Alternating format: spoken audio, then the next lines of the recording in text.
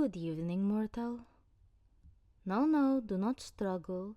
You will simply be wasting your time. That mask is over your head for a reason, so that my face may not be revealed until it is already too late for you. Nobody is allowed to see my face unless they are one of my loyal cultists or one of my sacrifices. Unfortunately for you, you are the latter. See, I am a demigoddess, and I demanded a blood sacrifice. They are the only thing that will keep me looking young.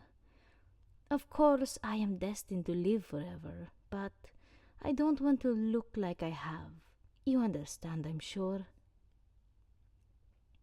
Yes, that is indeed all this is about. I do not understand why you're upset. You should feel honored. Not many people get to have their blood inside of me. Now hold still. It seems Jeremy, my newest follower, did a fantastic job of tying you up, so you can't possibly remove that face cover yourself. So I shall do it for you.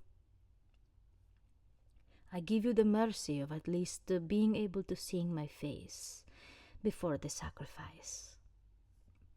And now, one second. Jeremy, may I speak to you for a moment? No, you're not in trouble. I just need to talk. Let's go over there. Listen, I know you're new here, Jeremy.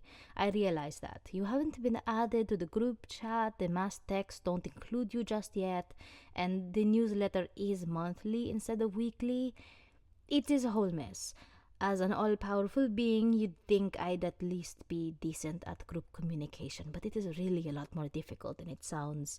Anyway, Jeremy, sweetie, you haven't heard about it yet, so I shall teach you now. There is basically one rule here. One major thing that all of my followers need to know. He, specifically this one, is off limits. Yes, you heard me. I don't care who you get for the blood sacrifices. It's fine. The bone rituals, whatever else, as long as it is not this one. That is my one and only rule. Alright? It wasn't your decision. Okay, then whose was it? Alright then. Go get Malcolm. Tell him to meet me in the main chamber, please. I'll give him a minute. There's a good boy. Hello there. I apologize for all of this. If I had known it was you, I wouldn't have let this happen. You're confused? That makes sense. You probably don't recognize me in this form, but I can assure you that we've met before. And it was the kindest, most wonderfully wholesome experience of my life. That is why you're free to go. Before you go, however, if there's anything we can get for you, please don't hesitate to... sorry, 1 second. Malcolm, there you are. See, I wanted to ask you a question. Darling, there are almost 8 billion people on Earth. So when I asked you to bring me any one of them for my annual blood sacrifice, why this one? You have been here for a while now, Malcolm. You're one of my most dedicated followers. You know that he is not to be captured, let alone sacrificed. Why? What do you mean, why? In all of these years of service to me, have I not told you the story? Fine. A couple of years ago, I was roaming the earth in my human form, hoping to recruit more people to the cult. Unfortunately, unbeknownst to me at the time, as I am the demigoddess of shadows, being in the sun for far too long causes me grievous physical harm. I started coughing, my vision went blurry, my body burned all over as if I was on fire, and I eventually passed out. When I awoke, this wonderful, gentle, kind-hearted man had carried me into his house and laid me on a bed. He was at my bedside waiting for me to wake up, and wanted to make sure that I was okay before he even left the room. I was terrified. I didn't know what had happened to me, but he did his absolute best to calm me down. He spoke quietly, turned out the lights, taught me how to slow my breathing, all in an attempt to relax me. And that's not even mentioning the next 3 weeks where he kept me at his house, letting me sleep in his bed until I felt better. He didn't want me to leave until I felt 100% again. He even helped me through a panic attack. Didn't even know I could have those. I am a demigoddess, for crying out loud. The point is, I don't know what I would have done without him. And that, Malcolm, is why he is off limits. He showed me kindness and hospitality when I was at my most vulnerable state.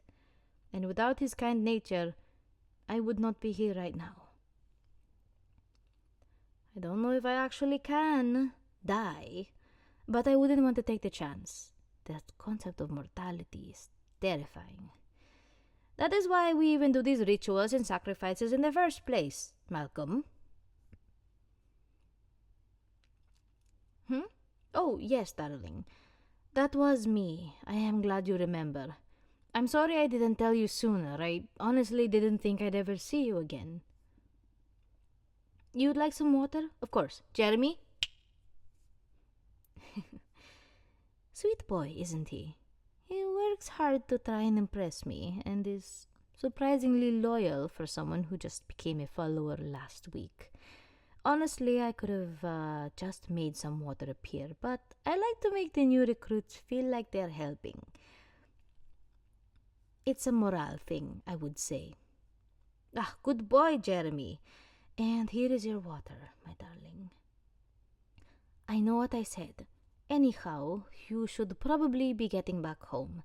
If you still have that cat you had back when you were taking care of me, it would probably be wondering where you went. You have been down here for a while. Jeremy, escort him to the exit, would you? Farewell, sweetheart. It was wonderful seeing you again. I hope the next time we meet is under far better circumstances. And as for you, Malcolm, let me give you a little warning. If you ever bring me him again, you are going in his place. Do you understand me? Good. That will be all. Let us reconvene in 10 minutes. We can find a new sacrifice later.